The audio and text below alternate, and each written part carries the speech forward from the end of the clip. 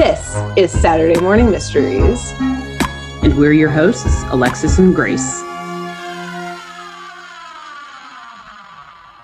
Hello, everyone, and welcome back to another episode of Saturday Morning Mysteries, where we're your hosts. I'm Grace. And I'm Alexis. And we are here to do part 2 of the Scooby-Doo movie, the 2002 masterpiece. Yes. Scooby-Doo, which is partially animated, is full of crime, is a comedy, so mystery. It counts for us. It's comedy. Yes. Fair. And we and it's where this podcast all began too. With yes, exactly. So, with good old Scoobs. And so yes, for our 100th episode last week, we started off this movie and then realized that this has to be 2 parts because we simply could not have fit it into one reasonably timed episode, to no surprise to anyone probably. So today we are picking up where we left off. So if you haven't listened to last week, go listen to that and then come back where we will finish this film. But as a very quick recap for y'all, before we tell us, where were we? Yeah, that's a great question. Where have we been? Where are we going? The whole week. I couldn't possibly remember. So we were with Mystery Inc., who had just broken up after a lot of infighting. Then they got a mysterious invitation, all individually, from a billionaire named Emil to come to his amusement park / spring break destination, Spooky Island, because there was some creepy shit going on. So he invited Mystery Inc. to come and solve this mystery for him. They all came. In solving this mystery thus far, we have learned that, 1, there is a creepy cult that is trying to host some type of ritual, perhaps awakening old creatures. We have learned that our suspects thus far are Nagu, who is kind of the ritual leader. The not actually named Voodoo Man because he insulted Daphne's fashion. Most likely. And Emil himself, because he is no other motive. Billionaire, who owns this island and amusement park.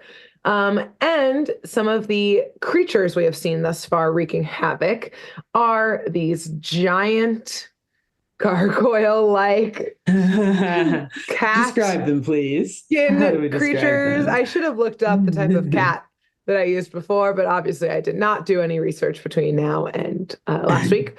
So, yes, they have been running around the island wreaking havoc. And most recently, we have seen that they breathe green smoke and make people pass out. And they are kidnapping people left and right, including their latest raid.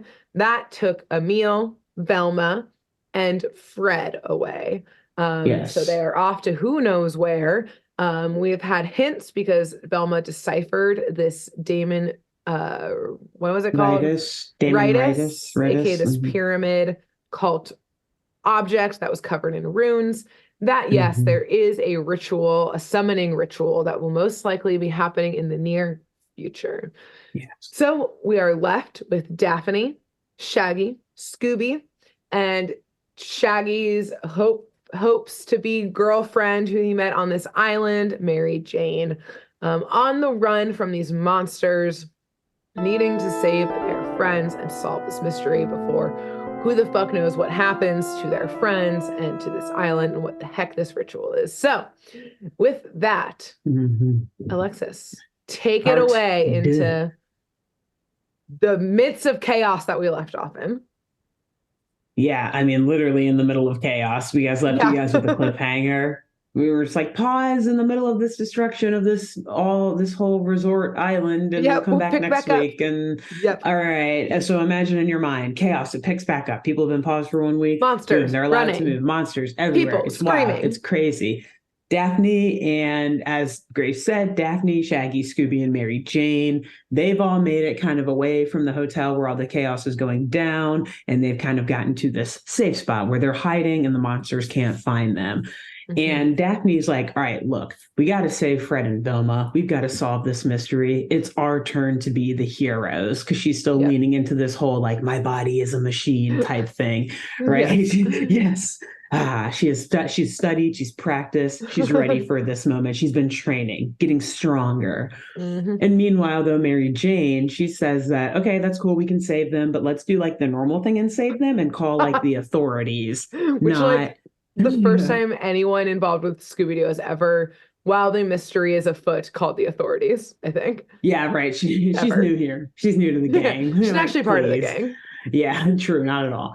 And Daphne, she agrees with us here. She's like, okay, like whatever, if you want to, go for it. Like we don't do that around here. How cute, but go for it. And so Mary Jane, she calls the Coast Guard to beg for help, saying that there are demons all over the island. They're kidnapping people, they're taking people, they're all in danger. This is a very dangerous situation on Spooky Island. Please help us immediately. And the Coast Guard, this officer, he answers the phone and he's like, okay, yeah, Spooky Island, you say? Cool. All right, we'll send some help. But after he hangs up the phone, he looks at the other like officer in this building with him, and they just start like evilly laughing. Yep. Like, are they in on it? Are they just, I don't know, jerks? Having a bad day? Are they just jerks? Like, I can't quite tell what's going on here, but nonetheless, we know that they're not about to follow up on this call whatsoever, whether because they're in on it or because they're just, as Grace said, jerks. Mm-hmm. So in the morning, the entire island is somehow back to normal, right? The sky is blue. The water is nice. The beach is calm. People are just playing sand volleyball. And we see, not Velma, good God, Daphne, Shaggy, Scooby, and Mary Jane, the opposite of Velma and Fred, the others, the ones who have not been kidnapped. We see all of them just asleep on the beach. I guess they didn't want to go back into the hotel. They just kind of fell asleep while they were on the run looking for a safe spot to hide. And they're woken up by a gang of resort goers, these young adults who are playing volleyball, asking them like, hey, toss that ball back over to us. We're trying to play over here. And the gang is like so confused. They wake up, they're like, okay, well, the Coast Guard's not here, but everything is back to normal. These teens are over here just playing volleyball like nothing happened. The building, the hotel, no one is concerned. There's no holes in the windows, or the windows haven't been shattered in the resort. Everything looks back to normal. It does not look like chaos and monsters took over this resort yesterday.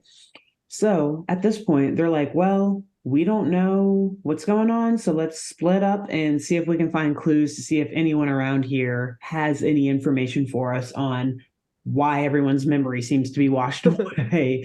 Why is everyone so chill? Yeah, why is everyone so chill? What's going on? You guys are too chill. Mary Jane, what did you give these people? But you're not chill, Mary Jane. What is happening? Yeah, Mary Jane is hilariously the only super anxious one. Yeah. Weed actually makes her like paranoid. Yeah, I was gonna say she should not be smoking, probably. No. It's not good for anxiety. No. So at this point, they're all split up, and we go with Daphne first. And we see her walking through like a pool party at the resort. And the singer of a band, none other than this island pulled all the stops here, okay? The live entertainment that they have at this pool party is none other than freaking Sugar Ray. Of all bands, and also just a testament to how much of like a 90s hangover movie this is. The Times, man. And none other than Mark time McGrath. Capsule. It really is. But the lead singer of Sugar Ray, Mark McGrath, he's all up there singing, rocking the stage as he always did back in the late 90s and early 2000s, frosted tips and all. Oh, yeah. And he's going around singing this groovy new metal song as they tended to do. Again, like we said, everyone on that plane going to Spooky Island looked like they should have been in like Smash Mouth or like Sugar Ray or something like that with one of these bands. And Daphne, she walks up to the stage, loving these groovy tunes that are coming out of Mark McGrath's soulful voice, coming from his musical skills, his godliness. And she walks up and stares at him in the eyes, just loving of every song that they're playing. And he looks at her. And he lowers his sunglasses and he serenades her. Yeah, of course he does. Those super, super UV protective sunglasses. And he locks eyes with Daphne as he serenades with her. And she smiles, flusters a little bit even. And then his eyes flash green and he stares even deeper at her. And this frightens her and she backs up and realizes, oh no, green eyes. He must be one of these skinless cat, sphinx, monsters. These frosted tips are fake. I know he doesn't have any hair. Yeah. He's supposed to have no hair. He's furless. It's a furless cat gargoyle. I know it. I knew it all along. So she runs away. She gets the fuck out of there. But seeing that her eyes did not turn green in return, Mark McGrath, he doesn't like this. So he looks over at his like bass player or something, and then they kind of nod and they know we've got to get her. She's not one of us. We then see Shaggy and Scooby. They're also walking through the other side of this pool party. And they find Fred, who is now, for whatever reason, like a frat bro. He's like, yo, what's up, man? I'm not even going to quote it, honestly. That's all we're going to do because it's this is not a role for Freddie Prinze Jr., let me just say.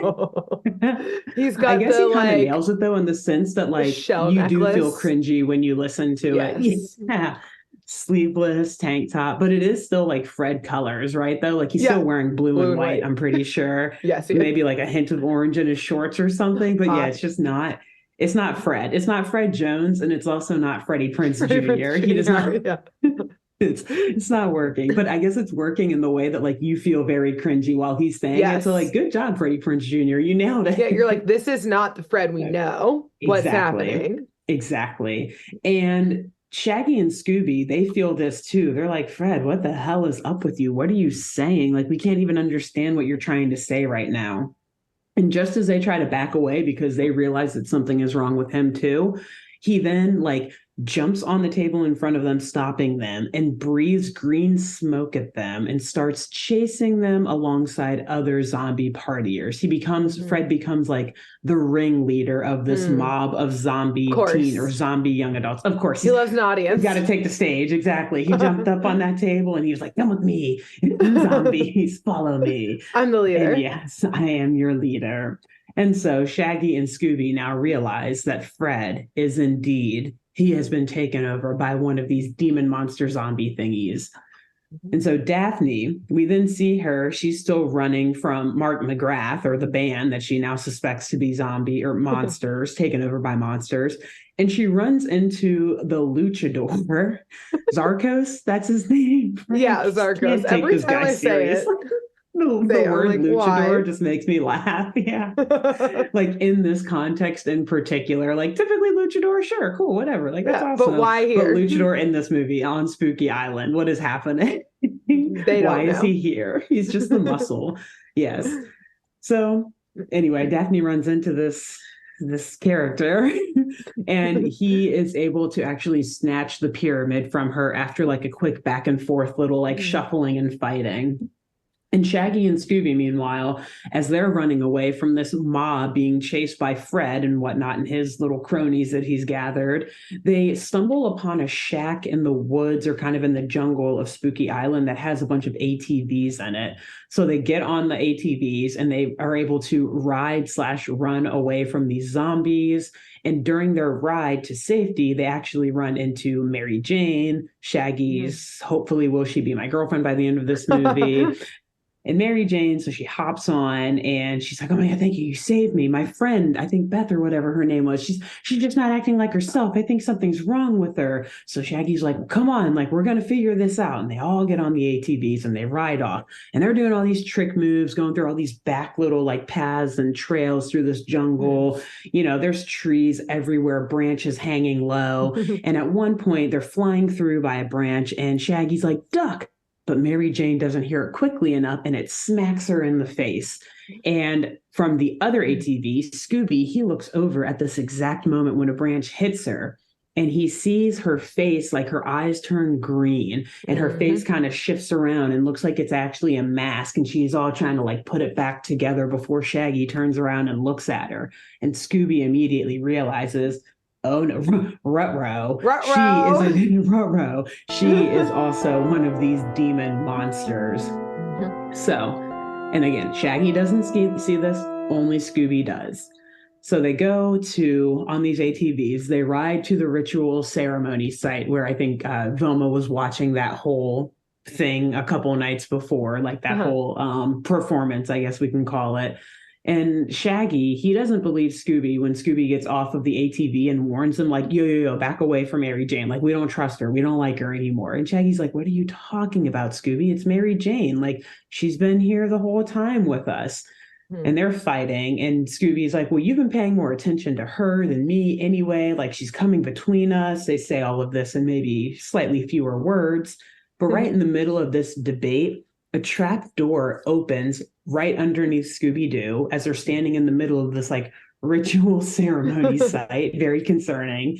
And the trap door just takes Scooby-Doo underground somewhere below this site. And Shaggy sees this and he's like, holy fuck, like I gotta save him. And Mary Jane tries to stop him. She's like, no, it's dangerous. Like, you don't know what could happen. And she like briefly slips and uses her monster voice for a second. But Shaggy doesn't catch it. He's too busy thinking about Scooby. He's blinded by love for Scooby and for Mary Jane at this point. And he's like, you know what? I'm not listening to you, Mary Jane. Scooby's my best friend. I know we fight, but I got to go save him. So he dives down this trapdoor. Always. This is where we learn this. This is where we learn this phrase at the tender age of 9 or 10, however old we were watching this movie in 2002. Bros before hoes. You go, Shaggy. Way to go. And yes, so he dives right down that trapdoor and follows Scooby-Doo underground into the unknown. Yep. And down this trapdoor, he tumbles into this like tunnels of caves, and isn't able to find Scooby. He's yelling for him, but can't find him as he wanders through all these tunnels, and eventually finds himself in this like enormous cavern, where he sees there's like a glowing pool kind of in the center of it. And very creepily, we hear like kind of like the undertones of like whispering and like screaming coming from this glowing pool. Which as he approaches it, he realizes it's like more of like a basin, and the basin is covered in the ruins that we've seen throughout this film so far. And Shaggy leans over to look into this basin and the water within it, and sees like what it reminded me of in Hercules, where like all of the souls are that like Hercules has to pull Meg from. That's such a good comparison. Yeah. Yes, it's basically that. It's like a spirit pool with like all of these like wispy spirit heads like swirling around it, and like they're all screaming for help. And among all the voices, Shaggy clocks Velma's voice screaming for help. So he reaches on in there and scoops out her spirit head that is like holding her up by like wisps of a spirit, and it's just her head floating there, all like gray and like see-through-y. And Velma explains what the fuck is going on. She has figured it out, even though last time we saw her, she was passed out. Even somehow, as just a head swirling around in this basin, she's figured out this mystery. Exactly. She's had enough time to go around and around on it and has solved it. She's got no extra weight from her body. Everything is just, it's all her brain now. Just brain now. Yeah. Her truest state. So she explains to Shaggy that we don't know who they is yet, but presumably the cult and the monster creatures stole what she calls their protoplasm, which essentially seems to be like their souls, but just the protoplasm is like the form that these little spirit heads have taken. But yeah, essentially it's like it's taken our soul. This is what our soul looks like. Hello, it's a floating head, and we call it a protoplasm. And that is what this pool is full of. It's all of the stolen souls / protoplasms. And she says, Shaggy, I still have kind of like my free will essentially in this state. Let me go, and I can go find my body and re-enter it, and basically get my soul back. I know my body is still around. And then Shaggy, get the fuck out of here. Yeah. So Shaggy lets her go, and we see Velma's protoplasm fly through the jungle until it finds her, where she is walking in line with a bunch of other partygoers, like one of the zombies we saw at the beginning. So like dead-eyed, marching, chanting. Yeah. No life. Exactly. No life anymore. And the protoplasm slams into her, kind of knocking her out of the line of all these zombies. And we do see it enter her body. And as it takes back hold of her, we see a demon fly out of her body. So presumably that is what happens here. And that's how everyone becomes a zombie, is the protoplasm is souls are forced out. And one of these creepy monsters takes their place and takes over them. But as the demon flies out and Velma regains her own consciousness, they're outside and we see the sunshine come down upon the demon and essentially burn it alive, and it explodes into sparkly sunshine rays, and it is dead. Like a vampire. Exactly. Yeah, it's literally like the Cullens. It is a skinless cat gargoyle vampire. Is what these monsters are. James Gunn was so ahead of the times. How did he James know? Gunn combined everything we love. Cats. He's like, I'm going to throw in every culture, vampires, every monster, you name it. We'll love it and relate to it. Yes. So we learn it can be killed. We can kill it. If it bleeds, we can kill it. We can kill it. If it gets to the sun, we can kill it. We can explode it. So then Shaggy finds Fred's head and does the same thing, but like Fred's protoplasm is just as dumb as he is, and like he cannot control himself or figure out how to get back to his body. And he finds Daphne's and does the same thing. He lets it go. And instead of freeing everyone else in the protoplasm and like solving this problem, he sees the pyramid, the ritus thing behind this basin, and yoinks it and goes to find his friends who are hopefully back to normal. Again, being like, I'll come back for you maybe, thousands of other party goers here. Yeah. You're not my friend, so you're not my problem. Hilariously, there is a point too when Shaggy's like digging through this basin of protoplasms, like picking out heads, and he gets pretty lucky. Like I think he picks Velma's out first, and then he lets hers go, and then he like starts picking around for his other friends, and he picks out some other random guy who's like, "Oh my god, thank you so much! Please, you have to help us! You have to help us! You have to save us!" And Shaggy's like, "Sorry, dude, I'm looking for my friends," and he puts the jacket. Like, sorry, man, I don't know you. Yeah.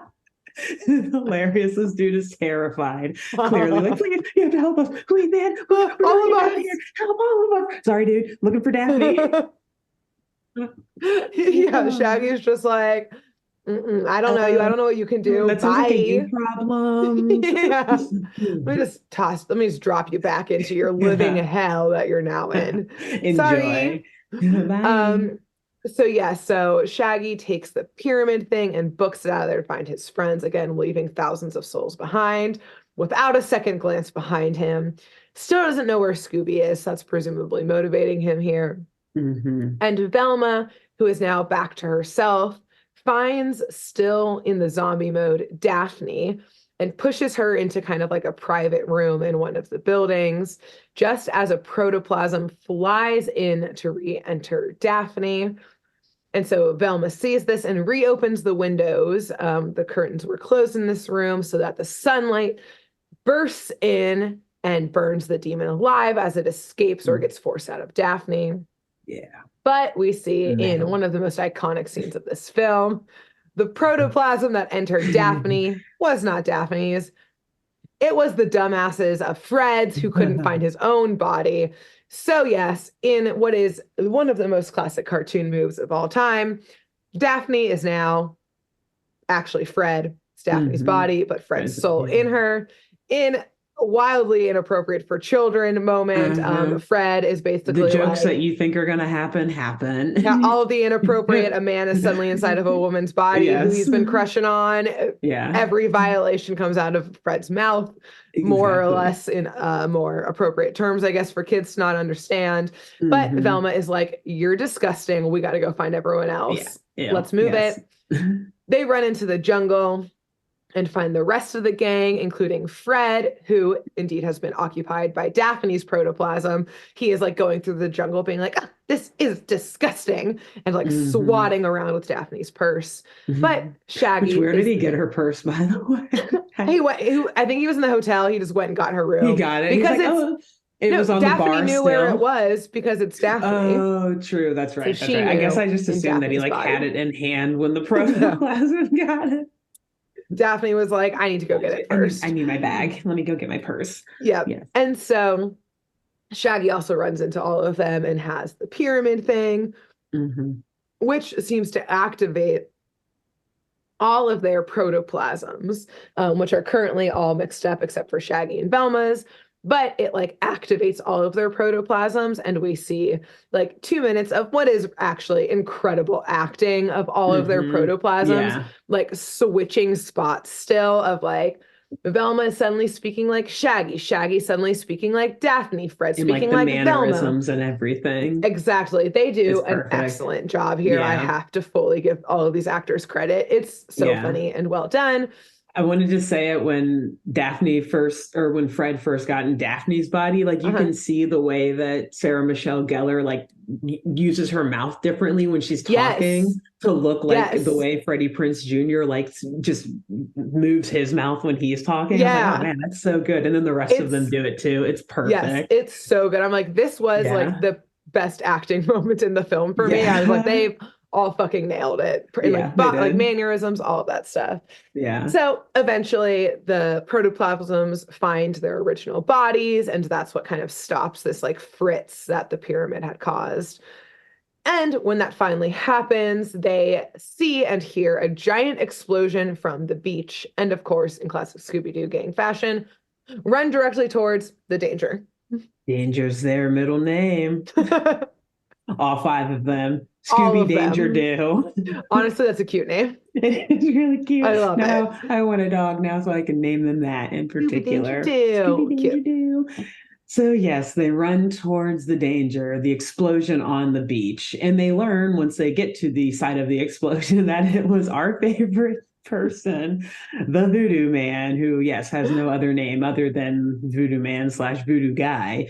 And he, of course, happens to be doing exactly what a voodoo guy would do, a ritual. And he's doing it to protect himself from the demons that are expected to arise during the upcoming Dark Apocalypse ritual, aka this cult summoning ritual that we've been hearing Nagu and fucking Zarkos the Luchador. Who actually I don't think talks about it at all. He maybe has like 2 lines. And they're mostly grunts, I think. Like, I don't remember him saying any words, but maybe James Gunn was like, well, he's a luchador, so he speaks Spanish, but I, James Gunn, don't know Spanish, so I can't write him any lines. I must write this all by myself. I must close myself off to the outside world. Only things that I know right here can go into the script. That seems like something James Gunn would do. And so with this, Velma then realizes what the pyramid is describing. She realizes that the cultists, essentially led again by Nagu and Luchador Zarkos, the cultists, they use the protoplasm as an energy source. And the cult leader will then use the energy source to take one pure soul amongst all of the souls. And that one pure soul will complete the ritual. And so once the ritual is done, you're probably like, okay, well, what do they need these souls for? What's the point of all this?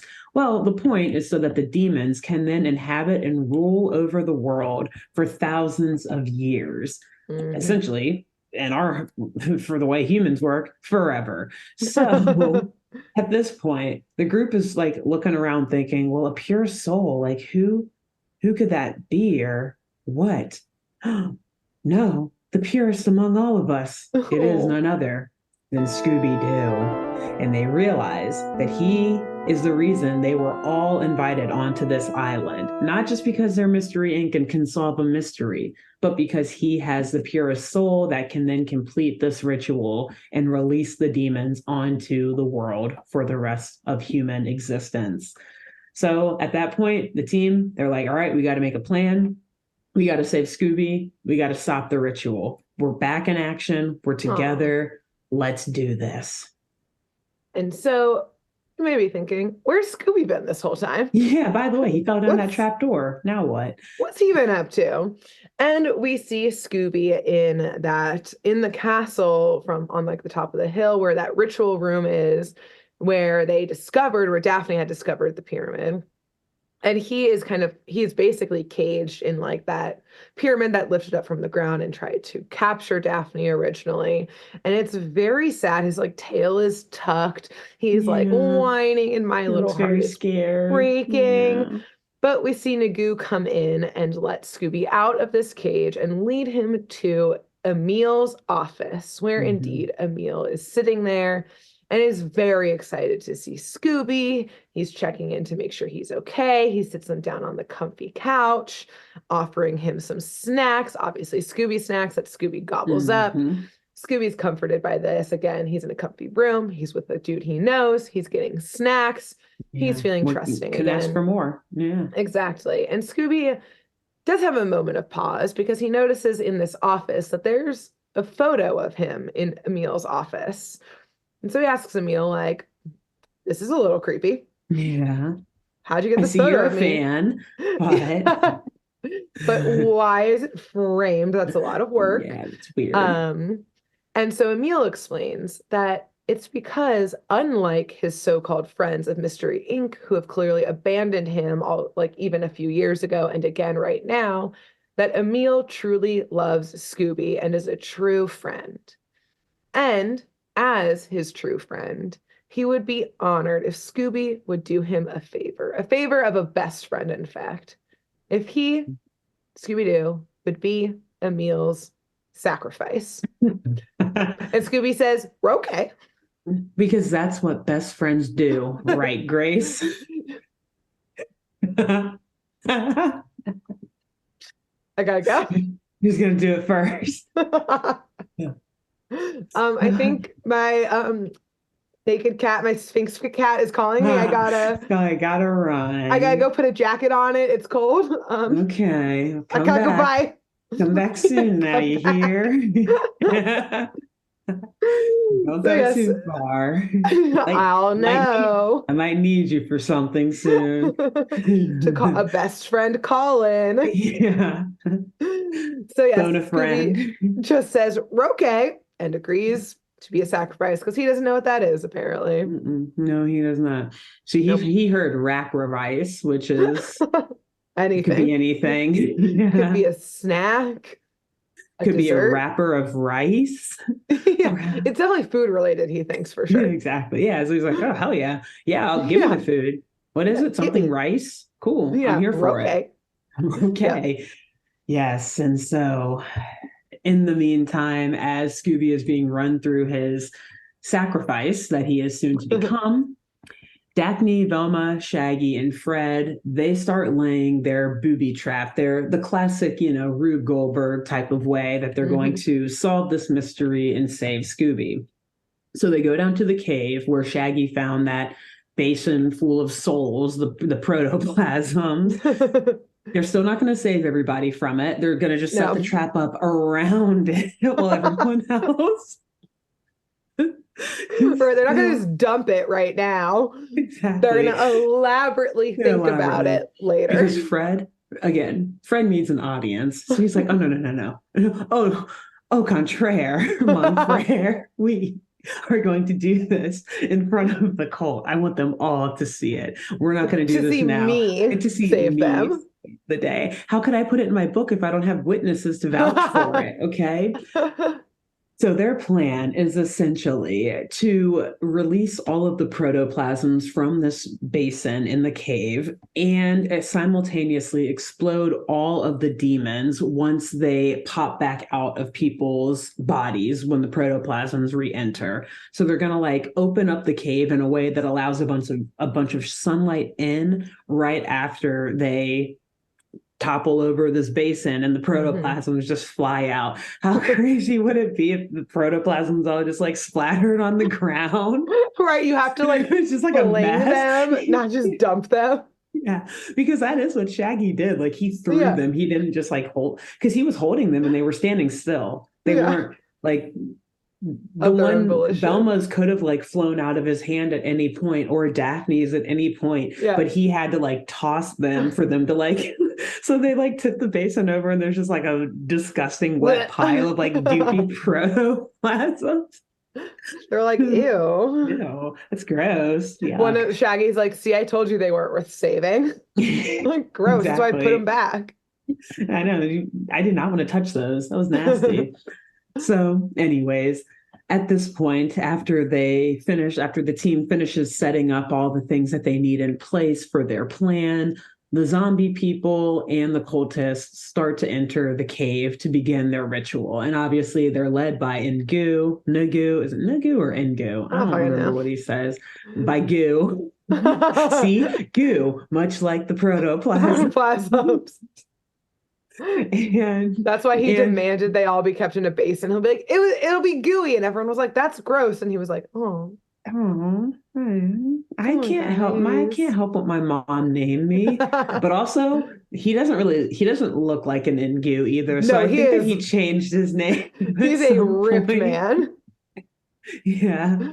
And very not, well, I don't know what ethnicity Ingu would like necessarily be, but I don't think it would be like white European. So no, he's purposely ambiguous, just like, again, it's perfect. What culture we are taking from for every other part of this film. All of them. Yep. So, yes. So Nagu and Emil are leading this group of zombie people and cultists into the cave. I briefly say, we must comment. Emil has changed his clothes. Mm-hmm. He has gone from his like island business casual he was wearing the whole time, which was like like button up with like a rich boy, you know? Yes, like a big collar, linen, and like a little blazer on top to be like, this came from like a even richer Tommy Bahama, but I'm also here for business. Yes. And now he is here to be a fucking wizard. Like he has like a crushed blue velvet like cape, very tightly tailored with a huge collar. Thank you. Okay, I was like, doesn't it have like a massive like Dracula collar? Yes. Like beyond, it's bigger than Dracula. Yes, exactly. Dracula is like jealous of his collar. Like above his ears level collar, all crushed blue velvet. And I assume it's crushed blue velvet. I just needed for us to know that he has changed his outfit to be like, and now I'm a wizard. And now the ritual can begin. Yes. Off with this stuffy blazer. Ugh. I like to think too that he did a massive twirl with the cloak as he put it on and like really shook the collar out and it just like flopped right into place. Yeah, they actually like weren't totally sure how long they needed to keep Mr. Ink on that island and like when they should actually take Scooby-Doo because this outfit was with the tailor. And then yesterday they got it back and he was like, okay, we're ready. Okay, take Scooby. Where go? Time. Yeah, because I was kind of wondering that the whole time too. Like, why did they wait so long? Whatever. To take Scooby. It had to be flown in. Thank you for answering that. Yeah. Shipped in from Milan. And then they had to Milan. And then they had to press it. Yeah. You see Emil just staring as like his maids are like pressing it. It takes like 3 people though because this is such a long cloak. It's like hanging up very elaborately so none of it's touching the floor and it's all like flattened. Yes, exactly. It's perfect. They're like pinning the collar so that it naturally stays up. Standing up. Yeah. This is a whole process. It takes a team. It must be perfect. It takes a village. He's got a whole design team working with them. What billionaires do. Exactly. Takes a village to raise them. Oh God. And yes. So he does become quite the style icon, I will say. Thank you for adding that because I honestly didn't even think about it. It's very important to me. How ridiculous of a costume change that was. Yeah.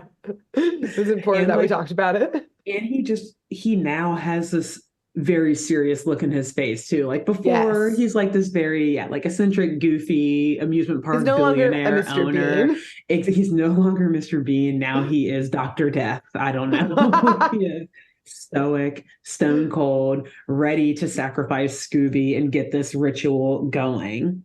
Yeah. And so the gang, as they see all of these people coming into the cave, they run, they hide, and they, try to get into position so that they can start this plan as soon as the ritual gets going.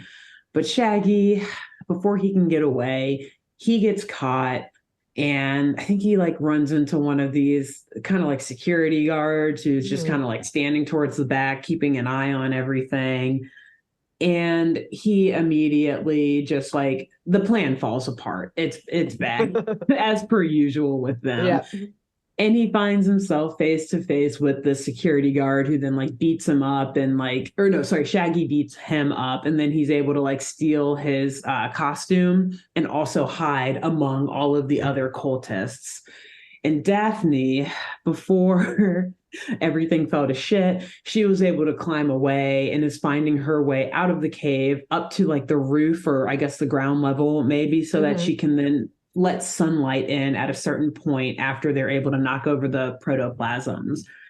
Fred and Vilma, meanwhile, they did not have time to hide after Shaggy fucked everything up. So they just pretend to like stand in with the rest of the zombies, acting like they too are brainwashed teenagers, like joining in and the dancing and the chanting and everything as the ritual begins. And so the ritual begins by Scooby being carried out on this like throne, like chaise, whatever lounge that all of these cultist guards are carrying out.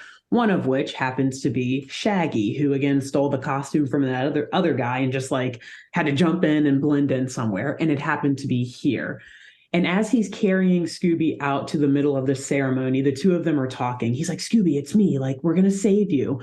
And Scooby's like, please, like, I've got new friends. Look at all these people like here trying to party for me. Like, I'm going to be a sacrifice. You know how awesome that is? And Shaggy's like, you would never sacrifice me. I don't. You keep using that word, and I don't think you know what that word means, Scooby. And Scooby's like, no, yeah, it's a sacrifice. It's dope. And Shaggy like explains to him, like, no, you don't want to be a sacrifice. This is bad. And then Scooby kind of like starts to freak out. But before they can get away, Emil then introduces Scooby as the sacrifice to the entire crowd, all of the zombies, all of these cultists, saying that he will be the perfect soul, the pure soul that is needed to bring about the end of the world and carry out their ritual plot. And so then Scooby is officially brought out to the middle, and Shaggy, he's like still trying to freak out, thinking of a last minute effort to get Scooby to safety and get him out of here. Fred, meanwhile, and Vilma, like I said, they were trying to like blend in the crowd and dance and stuff, but they didn't go to practice. I guess they didn't get the handbook on when to stop and start the dances because they are exposed as not being zombies when like the music stops and they're still there dancing and stuff, and everyone's like looking doing at like them the like Macarena. Yeah, I know, like not even what they're supposed to be doing. Fred tries to play it off by talking like he's cool and stuff again, but it's just not hitting the same way it was before. Everyone knows that they're phonies, and then they pretty much like get attacked and like are told to like be handed over. So then they get the pyramid. Emil or I think, is it Zarka? One of the Luchador or Ngu, one of them comes and I think takes the pyramid back from Velma, the Daemon Rides, and they are able to now use it to carry out their ritual. So to me, this also kind of seems like this was all a plan. Like they knew that they had the Daemon Rides still, and they're like, yeah, let's just get them down here somewhere. They're going to come. Yeah. Like we're not going to chase them. Yeah, because why would they get started? Why would they get started on the ritual knowing that they need this thing if they don't know that they're about to get this thing back? So I feel like they just fell into a very big trap. But anyways, absolutely. Meanwhile, Nagu, he is controlling this big crane-like structure that I think is supposed to be used to pick up that big basin full of the protoplasms. But before he can use it for that, he I think uses it to put Scooby into the basin of protoplasm. Yeah, it like sucks souls or something. That's what it is. That's the machine was confusing. It was confusing. It seemed like it was a little over the top and unnecessary. Like they blew the budget on that machine. Like, I don't think you guys really need this. That machine and Sugar Ray and Pamela Anderson. Pamela Anderson. To be fair, Pamela Anderson, yes, the movie blew the budget on that, but Spooky Island, they're blowing the budget on a lot of random shit. Like specifically, Sugar Ray is not cheap. So, anyway, this crane thing that, yes, is supposed to be used to suck out the life source, the protoplasm from living beings. It swings over to Scooby and it immediately sucks the protoplasm out of him, making him pass out the same way that the monsters like breathing the green, whatever smoke in people's face made them pass out, just like sucking the life out of you, essentially. Yeah. And the chaos begins. Or continues. Yeah, continue. It intensifies. Yeah, intensifies. Chaos intensifies. Ooh. So at the top of the cave, we're gonna jump around a little bit. Daphne, has climbed out, and up there is like this giant vent. That's what she's gonna open to let all of the sunlight in the cave at the right time. But it's showdown time because who's up there? The luchador. And they get into probably the best fight scene in this film. Yeah, definitely. I would easily, maybe like the only actual fight scene. Everything else is just like kind of chaos chasing scene. And chaos. Yeah, where the luchador is fully doing like wrestling moves, like, like getting up on like a gate to like, as if it's like the wrestling ring, to like body slam her and all that kind of stuff. Yeah. And we see that for all of Daphne's talk about being whatever she said, my body is a temple. I'm a strong, independent woman. Yeah. I am a weapon. This bitch is now in her platform purple boots. Oh, yeah. And they are full on fight scene, kicking each other, punching, doing spins and flips and shit. So back below, while that fight is happening ongoingly, Emil, who now has the Damon-Ritis pyramid thing like attached to his chest, and it's open, it starts to absorb the protoplasm pool, like that basin, all of like we see all the spirits and protoplasm like flying into basically like this chest cavity that this pyramid has created. And it's basically like energizing him to then take Scooby's pure soul. But Shaggy, in again all of the chaos that kind of erupted around them with Fred and Velma being captured, et cetera, Shaggy is able to run up and get a hold of that crane and basically just like start taking control of it. He's swinging it around with Scooby's little protoplasm still attached to it. And he's able to like swing it right back into Scooby. So Scooby like regains his soul, essentially becomes conscious again. And in that process, it also slams into like the actual crane itself, slams into Emil, which sends him flying into like one of the cave walls. So obviously seeing that their cult leader has now just gotten like yeeted across the cave by a crane, the guards get into chaos mode as well. What do we do? And Fred and Velma are able to run from the guards and run to Emil, who again has that pyramid, the Damon-Ritis from his chest, and seems to be knocked out. And as Fred and Velma get closer to him, unmovingly on the ground, they notice that like right kind of like, I don't know, maybe a little below his chin, kind of at the top of his neck still, there's a small slit that they've seen many times before in their career. A slit that reveals most likely someone is wearing a mask. Yes. So, of course. They're no strangers to this. Yes. They know what that tiny little, everyone overlooks the seams when they're putting on those masks, and keen-eyed Velma and Fred know how to look for it. So they focus in on the seams. Exactly. They're always checking out people's necks like vampires. Excuse me, sir. Just like lift their head up. Like, all right, you check out, buddy. Move that hair. All right, keep it moving. And so, yes, they rip off the mask that was on Emil to reveal a robot face, which they're like, what the fuck is happening? Yes. Yeah. One of many plot twists. And the second one right around the corner, because yes, they see that it's a robot face and they're like, wait, is this a robot? Is this being controlled? Like, is someone else controlling this? Like, what is this? And they notice as they're contemplating that the pyramid on the chest is glowing more and more until suddenly this, now we know, robot chest rips open to reveal the operator, who is perhaps, picture your 9 or 10-year-old Grace and Alexis. You love Scooby-Doo. You don't really know what a plot twist is yet. You haven't watched M. Night Shyamalan movies. You don't know what that means. Suddenly to reveal in 10-year-old Grace's mind, the most unexpected, the greatest plot twist that I had seen in those first 10 years of my being. The operator of the robot, the mastermind of this entire cult ritual and plot to take Scooby's soul and take down Mr. Ink.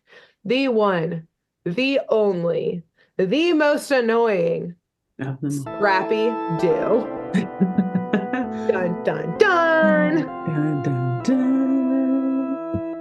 Yeah, he found his way out of the Yucca Mountains and onto Spooky Island. Somehow. Oh, yeah, somehow. Somehow. Yep. Oh, goodness gracious. Yeah. And so he found his way out. He figured out this plan, and somehow, still having absorbed all of this protoplasm that is insane that came through this Damonitis, he is slowly growing bigger and bigger and stronger as like each second passes. And he's like explaining to the gang how he executed all of this, and with every word, like his arm grows, like his leg grows, his foot grows. It's actually very creepy and off-putting. I hate it. I really hate it. Even as an adult. It reminded me how much I didn't like that as a kid too. I was like, ew, I don't like this. And like all of the scenes where Scrappy is like this giant demon monster that he thus turns into, because he's just absorbed the protoplasm of, I don't know, thousands of like 20-something-year-olds and the purest of them all, Scooby-Doo. So he explains, though, that his plan is to rule the world, and that he brought the whole gang there so that they could see him win, essentially, and beat them at their own game. And of course, so that he could get Scooby's protoplasm, because indeed it is a pure soul. That was just the cherry on top to carry out this plan. So at this point, Scrappy is enormous. Like he's, I don't know, maybe 15 feet tall. Like he's taller than all of those demon things. Yeah, like he's like kind of hunched over in the cave too at some points. Like he's jumping around like the Hulk, like smashing shit. Yeah, he like the Hulk.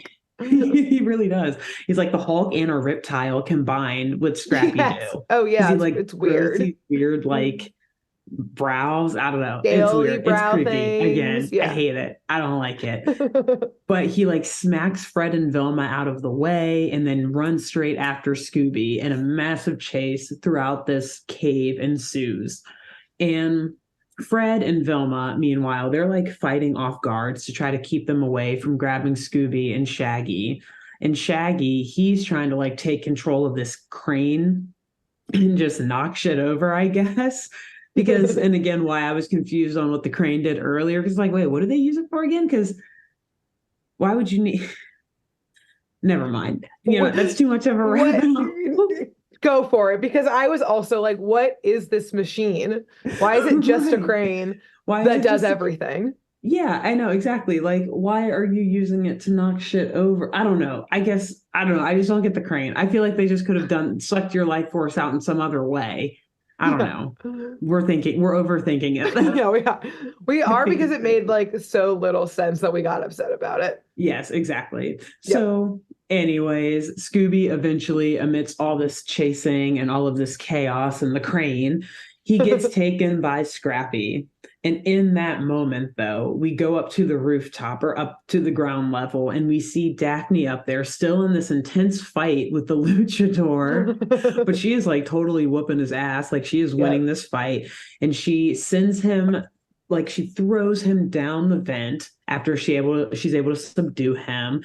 And he like flies down into the cave through this vent and falls right into that basin holding all of the protoplasm, which then just like tips over and like sends all of the protoplasms just like flying and going crazy through the cave. Yeah. To your point a second ago, maybe it's because he physically splashed into it, which gave all the protoplasm momentum, projected them out to like project out. Versus, I still think you're correct that if someone just tipped it, they would all just like just like slime out. But the force of a whole ass luchador slamming into them, it sent them flying up into the air. Yes, or into the into the air.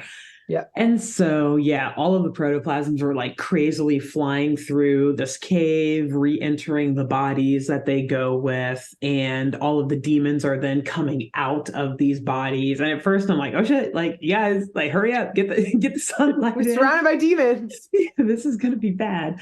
But yes, at that exact moment, Fred and Velma, they release this massive skull-shaped disco ball that they had like wired up at the top of the cave. They like release it, it drops down, and all of the sunlight coming in from the vent refracts off of it, and it just shoots everywhere, and all of the monsters and demons just start like exploding, blowing up.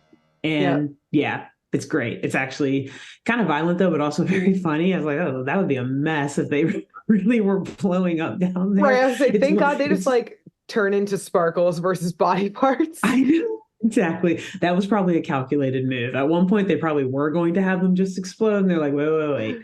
It's one thing if it's one demon at a time, but we can't have this whole cave of demons. Which, put a slight pin in that, because I have a fun fact for the end when we're finished. Oh, wonderful. Perfect.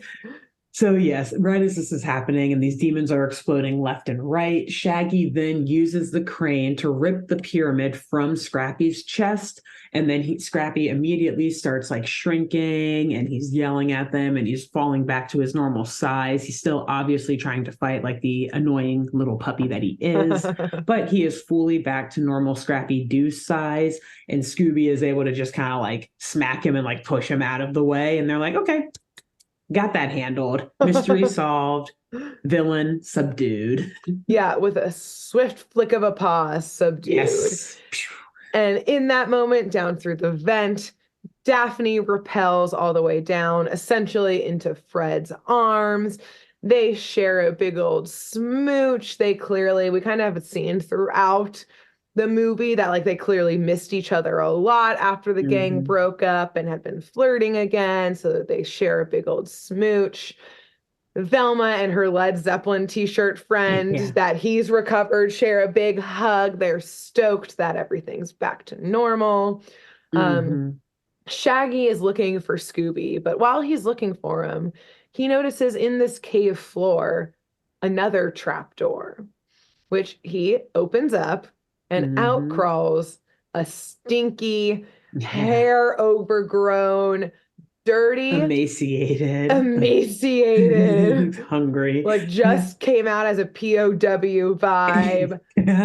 Emil, the real Emil, who explains in a very like, this man has PTSD for sure and has been in like isolation. Are they still dropping the bombs now. Yeah, exactly. This man is deeply unwell, but explains to Shaggy that Scrappy, who I'm pretty sure he calls just like an insane little sociopath or something, came, kidnapped him, shoved him down in this hole, and basically took his identity and likeness. And that is how, yes, Spooky Island was a real place.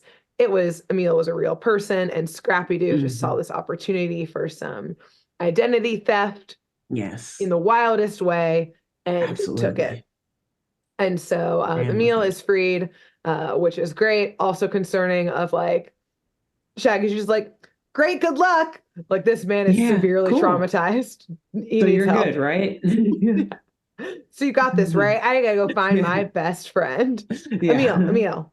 Bros before hoes. I gotta go. Emil is the hoe. And so, yes, in a truly like pulled at every one of my heartstrings moment, in the crowd of all of, the party goers, happy that they're themselves again, they're all reuniting and celebrating. Through the crowd, Shaggy and Scooby see each other, and Scooby goes, Raggy, and then runs up and leaps onto his chest and starts covering him and smooches and licking his face, and they're hugging and reuniting, and it's so beautiful. And I welled up seeing this, thinking of me and my dogs and how they greet me every time I come home. And it was beautiful. And so, yes, everyone is reunited. Even Mary Jane comes back to being herself and reunites with Shaggy and Scooby, who, even though she's very allergic to dogs, she loves, is sorry that she was ever a demon. Yes, gives him a big old hug. And so we see, ending all this out, that of course this has caused a bit of a ruckus. And finally, the Coast Guard has arrived. The police have arrived. Yeah, too little, too late, my friends, but whatever. Thanks, guys. These plucky teens took care of it. Young adults took care of it. And we see the Coast Guard arresting all of the cultists who are clearly accessories to this whole plan. We see being shoved into a helicopter, like an army helicopter, the luchador, Nagu, and on his lap, in a dog crate, Scrappy-Doo, who's like shaking the bars. Yeah, he's like shaking the bars of the crate, cursing all of them, swearing vengeance on all of them. And I just think it's very funny that they had a dog crate that they put him in. Like, whoever and called, then Nagu's like holding him on his lap too. Yeah. And like whoever clearly called, like the police and the Coast Guard, they were like, "Did you also bring animal control?" Yeah. Someone just brought a little crate. We'll explain when you get here. Yeah. It's complicated. You just got to see it to believe us.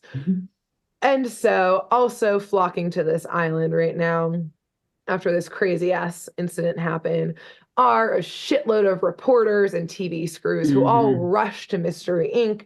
Of course, they know who they are because they used to, they were famous in their own regard. Oh my God, they're back. We got to get the scoop. Back. Yes, we got to get the hot tale. They reunited for this.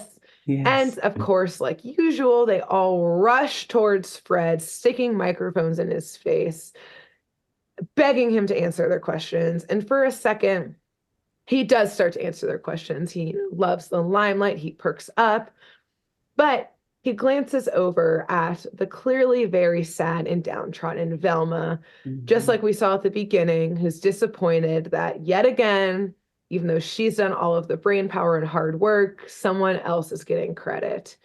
And in a lovely moment of redemption, Fred stops and says, basically, to all the reporters, "Why don't you ask Velma? She's the one who did it all." And so, yes, Velma gets to enter the spotlight, get the recognition she deserves. And we close with all of Mystery Inc. announcing via all of their hands and the paws of Scooby-Doo coming in the center that Mystery Inc.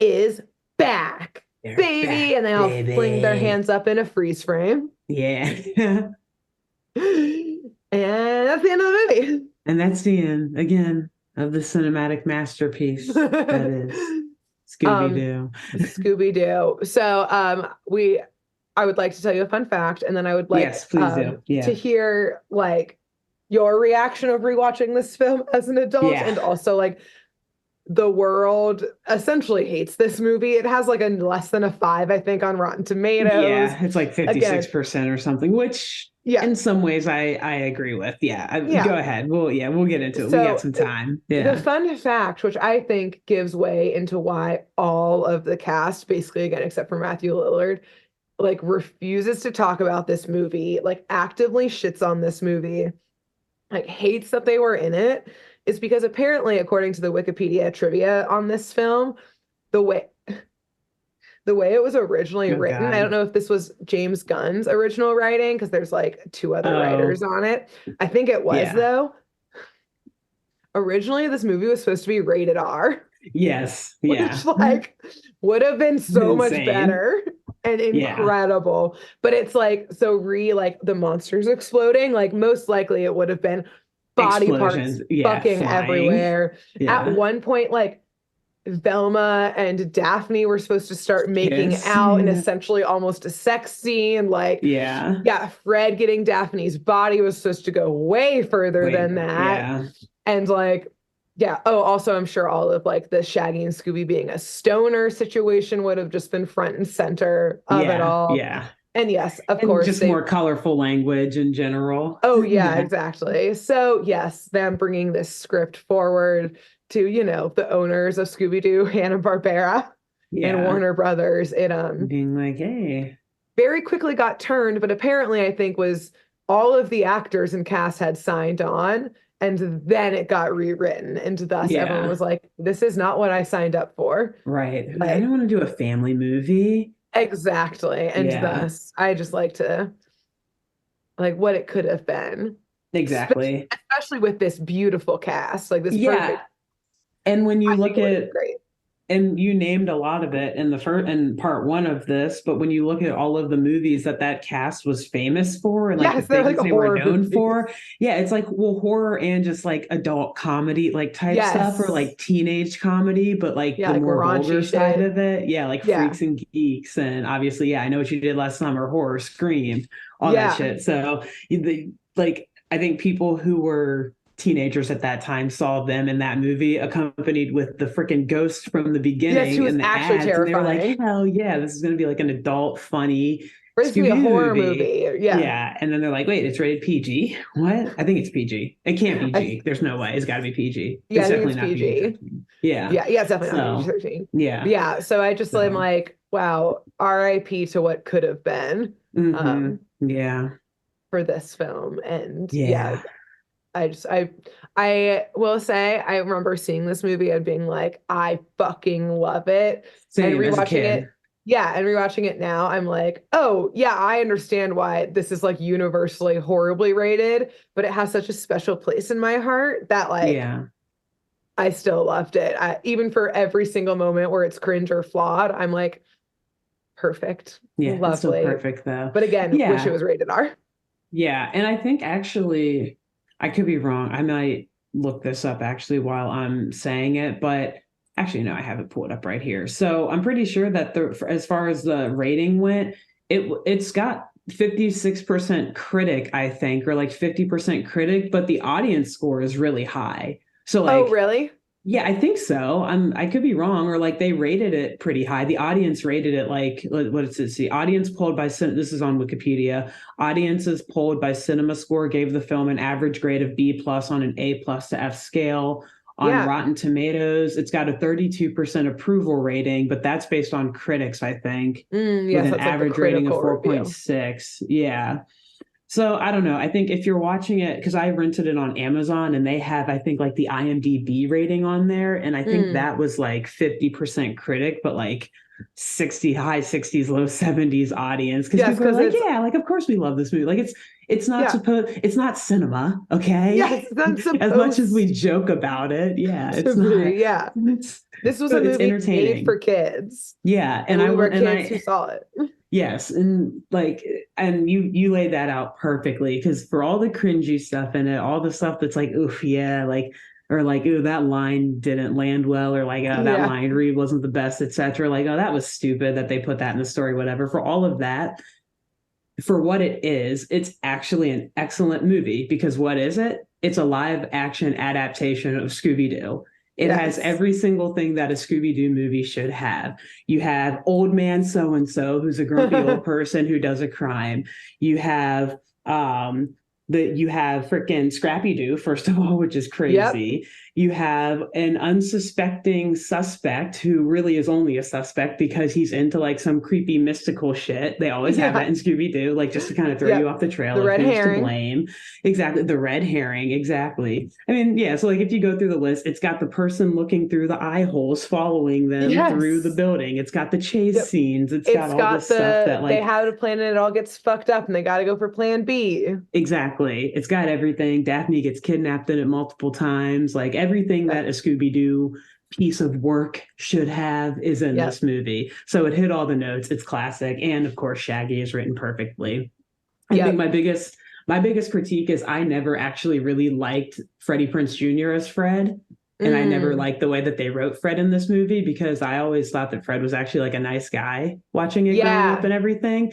But I see that they had to like give him some personality, because otherwise he would be so vanilla. Like there would be nothing to say about him. Yeah. So it's like, okay, we'll just make Fred like a narcissist and like an asshole. But like he was never like that in the original show. I don't think. If anything, Velma was always kind of the meanest. Yeah, he was just kind of like the leader in the show, but I think they needed more of a reason to like fall apart, essentially. And like they couldn't really figure out any other like pain points, more or less, of like, okay, why would they break up to begin with? Yeah.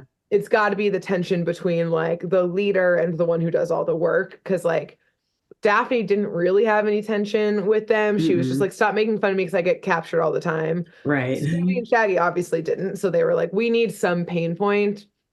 And so, yeah, they like worked it up a little bit more and like made him a little douchier. But I will say he does have a nice arc of like getting back to the Fred I think we actually know from the show by the end. Exactly. And you kind of see it like slowly but surely throughout, like him kind of come around to that. So yeah, they made up for it. But yeah, I agree. Like they kind of had to do that at the start. Yeah. Otherwise, yeah, it would have just been like, we're breaking up. Okay, why? Why? Because Fred is like too agreeable. Yeah, exactly. Yeah, like there really wouldn't have been a reason. Fred, you never want to take credit when you come up with a good idea. You always want to share the spotlight with Velma. That's too kind of you. Get out of here. Take a stand for yourself. Yeah, exactly. So, yeah, that's a good point. But I will say, too, we didn't touch on this at the beginning, but they also do a really great and funny job of also like, this is 2002, but they keep all of the outfits basically from like the original, which I also just appreciate that like, yeah, Velma is still in the sweater and the skirt. Like when she gets turned into like a zombie, she suddenly has like an orange V-neck, but as soon as she's herself again, she changes back into her sweater. She's like, what is this? Yeah. Yeah. Again, Fred, I will say like Fred changes a couple times, but it's always like the minus the one, like when he's brainwashed being a frat boy, he always has like the collar, even if it's like a short sleeve instead, has a pop of orange. Shaggy, it's always one of his outfits. Like how Shaggy has always worn the same thing, but Fred has changed outfits in the cartoon too. Yes. And I feel like it's always the outfits in the live action always matched one of his cartoon outfits. So exactly. Like his the witch's curse or whatever, or the witch's ghost. Like that was, he did just like the white polo or whatever. Yeah, with, the very simple. Ascot. Yeah. Yeah. So I appreciated that. And then yes, Daphne, of course, always in purple. She either has like her little dress on, except like way deeper of a V than like the high neck from the original show. At one point, she does have an incredible jumpsuit on, which is all purple and bell bottom for all her fight scenes. Yes, with the go-go boots. Yes, exactly. But yeah, I appreciated that as well from it, of just being like, the costumes were amazing. Yeah, we're not going to try and be like, oh, let's remake them and just have, a hint of purple for Daphne. It was like, no, they're still dressing like it's dressed like in the 1970s. Yeah. No changes. And everyone else around them looks like they're in Smash Mouth. Exactly. Which, speaking of Smash Mouth, Fred's wearing bell bottoms. Yeah, same with Shaggy. But speaking of Smash Mouth, or just generally the music of this film, the soundtrack, so good, beautiful, incredible. It's every 2002 hit that you would hope and dream for. Yes. Yeah. They did a great job on that as well. So not only did they get Sugar Ray to act in a few scenes or in a couple scenes for the movie, they also got them to throw a couple tracks on the album as well. Because of course they're singing a Sugar Ray song as they're performing. So that automatically goes on the soundtrack. Yep, exactly. So yeah, what a time capsule of a time in our world movie. And lives. It's it's it definitely, maybe it's not the cinematic masterpiece that we jokingly say it is, but I at least like to think that it has a very in our hearts. It absolutely is. And I do think it has an important place in film history because you know what, if nothing else, it at least jump started the career of James Gunn. He had already done a couple of, he'd written some other stuff before then, but after Scooby-Doo, I feel like he really, that's when he started doing a lot of, he really took off. So, you know what, if nothing else, it gave us that.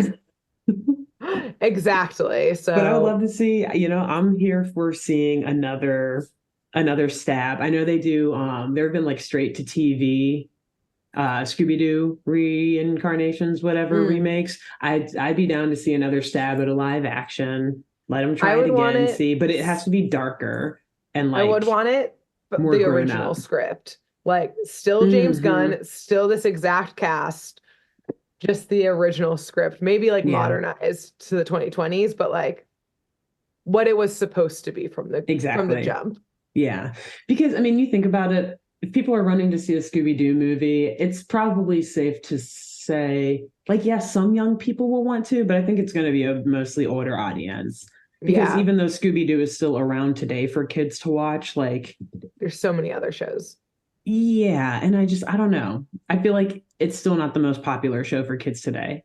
I would not be surprised if you did a poll of like the average age of people who still watch Scooby-Doo related stuff. The percentage would be people in our age group. Yeah, No exactly. It would be like 27 to like 40. Yeah, exactly. Year olds. Well, yeah. I wonder too when and I guess I don't know how this works because they're still always making new like actual Scooby-Doo shows. Yeah. Like iterations of that. But like when does Scooby-Doo enter like what is it, like Creative Commons? Public domain. Public domain of like when Winnie the Pooh finally entered it and they're like Blood and Honey. Yes, there was a fucking horror movie ready to come out. Like, oh man, it'll happen, I think. But I guess I don't know if like can Warner Brothers continue to just be like, no, we still own Scooby-Doo because we're still always making new Scooby-Doos. I don't fucking know. Whatever. If that ever happens, that will emerge, I think.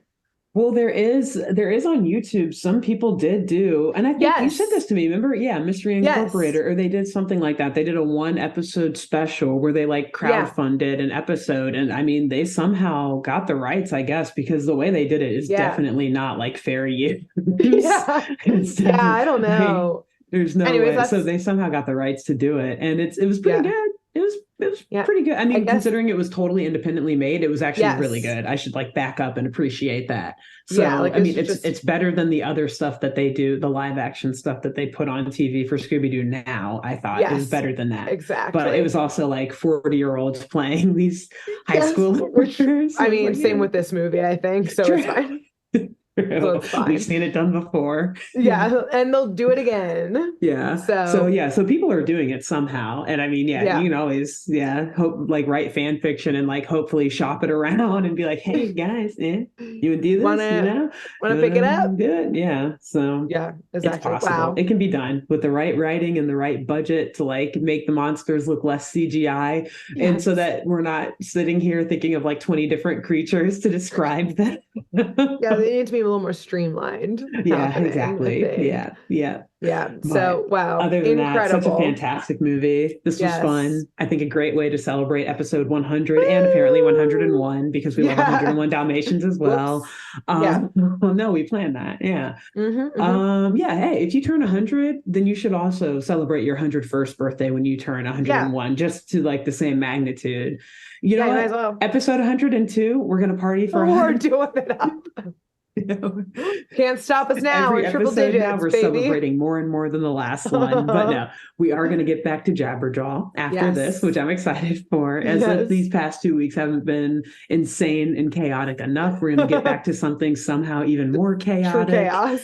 Yes, we'll get back on our regularly scheduled programming. And I'm excited. It's been fun, but I miss the 15-foot great white shark that is Jabberjaw. So he did. So until then, Grace, who should they tell about this podcast? I think you should tell someone who also actually has a scary movie podcast, Freddie Prinze Jr. Oh, does he? Yes, I can't remember what it's called, but it's something, I think it has spooky somewhere in the name, but I think I haven't listened to it because I watch horror movies, but some type of horror movie related podcast. So tell him on his new podcast to come listen to ours. Yeah, I am going to have to check that out. Awesome. Yes. And then at the same time, you should just tell his wife, Sarah Michelle Gellar, so that just in case if he doesn't get the message, she does, and then she can relay it. Exactly. Just like they're casual, making breakfast one morning, they can bring it up to each other. Exactly. Yeah. Apparently he's a really good cook. He sometimes pops up in my algorithm just like cooking food for his wife. And I'm like, God damn it, they have it all. I know. God, we love love. We love their love. It. We do. Amazing. We do. All right. Well, we'll see y'all next week. Until then. Bye. Bye. Thanks for tuning in to Saturday Morning Mysteries. If you enjoyed this episode, please share, rate, review, leave us a like, and drop a comment. We post episodes every Saturday and bonus tune tangents whenever we feel like it. So please subscribe so you don't miss the shenanigans. And if you want to follow us on YouTube, click the bell under the YouTube subscribe button to receive notifications when new videos are posted. And if you want to subscribe to the podcast, we have no idea what you're listening to us on, so just hit the big subscribe button on whatever app you're using. We believe in you. Give us a follow on Twitter and Instagram at SatmornMist, all the abreves, and let us know if you have any episode or show requests by emailing SaturdayMorningMysteries@gmail.com. Thanks to Jenna Kendall for the logo design and to Ava Sakiki for the music used during this week's episode. See y'all groovy kids next week on Saturday Morning Mysteries.